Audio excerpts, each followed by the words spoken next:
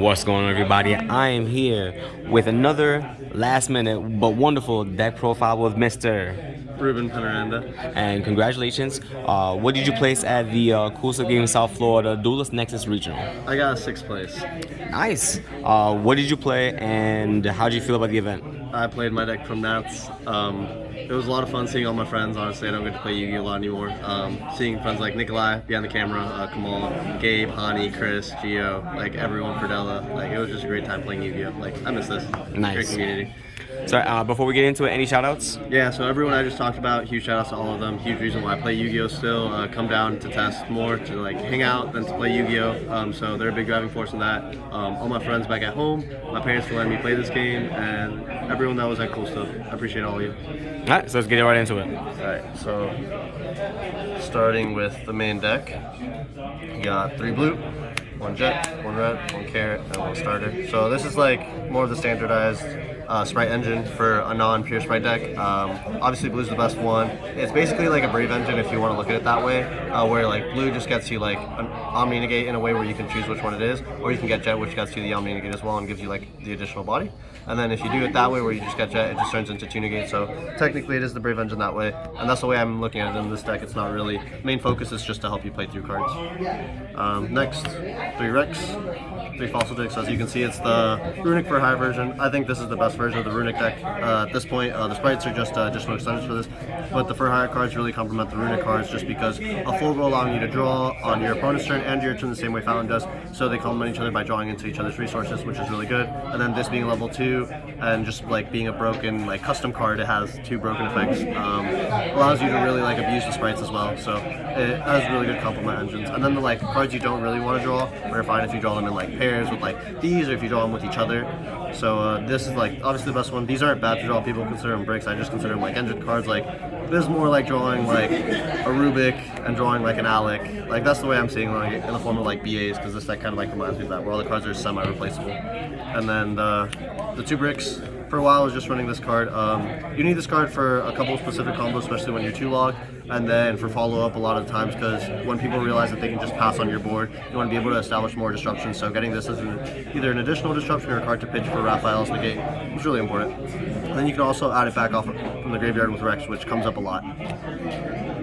So that's it for like the other engines. Then the last part of the deck, Runick. So I'm not really going to talk too much about like these 15. This is like standardized in this deck, but I decided to play like 2 Dispelling. Did a little bit of math on the deck. You need 17 Runick spells in the deck to optimally draw 2 of them when you go first, and that's like the number you want to draw, because at least that way you get to found with 1 of them and then you get to draw 2. So at least you're getting to see more cards in your deck, and the 2 Runick spells are just letting you get at least 2 cards deeper in your deck, technically 3, because you get found and the 2 Runick spells at the bottom.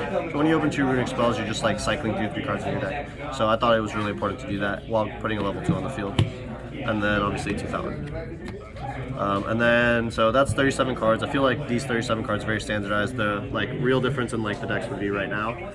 So I played 3 Book of Moon and then 3 Kaijus. So like these are the specific defensive cards I chose, because I think no one hand trap is going to do enough versus like any deck. And I don't necessarily want to draw a hand trap versus every deck. I feel like my main deck is strong enough versus almost every deck, unless you FTK me like the Vanadium deck. And even if you try to do that and you draw enough Runick spells and they don't have the most optimal board, you're able to play so they make the Crimson Dragon Chainlink 2. So when the Calamity card gets summoned, it can't trigger because it's a 1 effect. So that's kind of important. The Kaijus is really important for now the Infernoble deck summoning a Towers, adding Mister if that deck comes out summoning a Towers, or Noir. Noir sometimes can become an issue, because if you just like Kaiju them or book them, like you could just beat that deck. Like that deck really just becomes no issue if you draw any of these, or tip, or Flashing Fire to like destroy it. So like all of those are really booking, and you're just banishing their resources. If you can get them to like banish 1 or 2 cats off your Runick spells like while you're playing through their board, it's gonna be hard for them to come back no matter how many spells are in their hand. Like that's what I chose for this. 43 for the main deck. Seems like unoptimal, but with the Runick spells, your deck's like really consistent. And the extra deck, no, this is the side deck. So the extra deck. Shout out to Chris, shout out to the rest of the squad. And then obviously 2 Huggin. I played Munin. This card shouldn't be in here. It should be the new Runick card. I just honestly forgot it came out, and just had like my deck from Nationals still sleeved up, and I changed the tech cards, so like Yeah, this should definitely be the new card. And then Buzz flip face down. Shout out to Gio. Best sleeves. Then Gary. So that's it for like the Runick cards. And then the 2 XYZs, Gigantic and Mannequin Cat. This card's honestly like better than Gigantic. It's just you can't always resolve to turn 1 because your opponent needs a monster in the graveyard. It's just so much better because it can tutor for any monster in the deck instead of just tutoring for a level 2, which is really big. And it can bring back cards from your graveyard as well, which happened to me twice, where my opponent got into a grind game with me and I just had like a dead Mannequin Cat on the field and I just summoned a sprint so I can use its effect to detach a material off the Mannequin Cat. And on my opponent's turn, I use it to bring back an IP that he had swung over that same turn, so it was still a disruption and he thought he got rid of it. So like, it actually comes up a lot more than like people expect, especially in the grind game, just having like an extra rank 2. Then the rest of the extra deck are going to be Link monsters. I think the best cards in like all of Yu-Gi-Oh. So IP, Sprint, Double Donner, Dark, and Phoenix. So these are all the Link 2s. I want to play more Link 2s because this deck has a really easy time putting 2 Link monsters on the field. Donner is actually not as much of a clearing card in this deck as it is in other decks because you have to use its Reborn effect and you can't use both of them in the same turn. So I kind of want to find space for Azalea or Cerberus in the deck just because both of them have a lot of utility as like Link 2s, and since we play enough Dark and Lights, you can play Azalea. And then the Nightmares are good because it's a different attribute, so you don't banish your Donner because you don't really want to banish your Donner ever, as you'll see. I play Access Code. And then Cerberus would become another type, and you can co-link the Cerberus with Donner, so you draw a card and then make Phoenix, and then draw a card, and then you can also just make Unicorn and then draw a card. So like, I want to find a way to put the Cerberus back in my extra deck because I was playing it for a while, but right now there's no room, so with all of these, and you can guess like the last card's going to be Fulgo. You don't need a second Fulgo. If you play the deck correctly, post board, you always leave the Fulgo in the graveyard because you can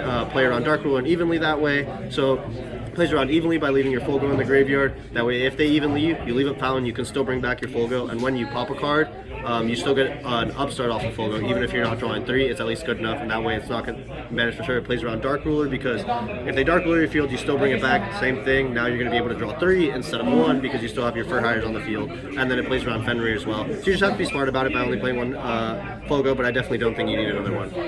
That's it for the extra deck. And then for the side deck, this side deck honestly is not great. It was really like thrown together. I was up till like 6 in the morning before the regionals testing.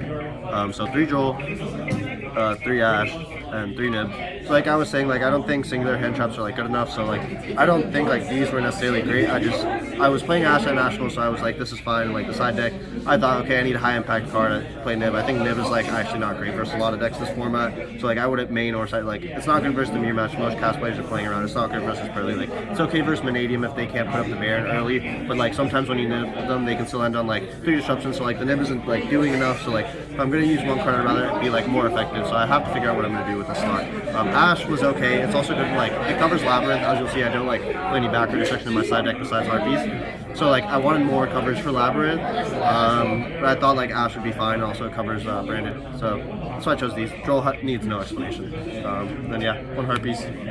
And then my power spell of choice was 3 Talents. I think this is like one of the best cards in Yu-Gi-Oh right now. So many monster effects are activating that don't negate. So like you can really get your opponent to play into this on your turn 1, their turn 0, or like on the crackback. Like the card's just really strong. Whether you're using it to draw, to take a monster, or to look at your opponent's hand, it's really good. I never use it to look at my opponent's hand, but I use it to draw and take a lot. And especially since Full goes semi-generic by only needing different types, this becomes really good since you're just playing a link climbing deck. And then the last 2 cards are just like going first cards, Smashers, and then we play Wiz because we're scared of trap cards. Wink, wink. Yeah, that's pretty much it. The deck profile. Sadly, I can't go to the other Florida regionals, but you will see me at Brazil, so stay tuned for that deck profile on this channel once we top. Let's go. Thank you again, man. Congrats.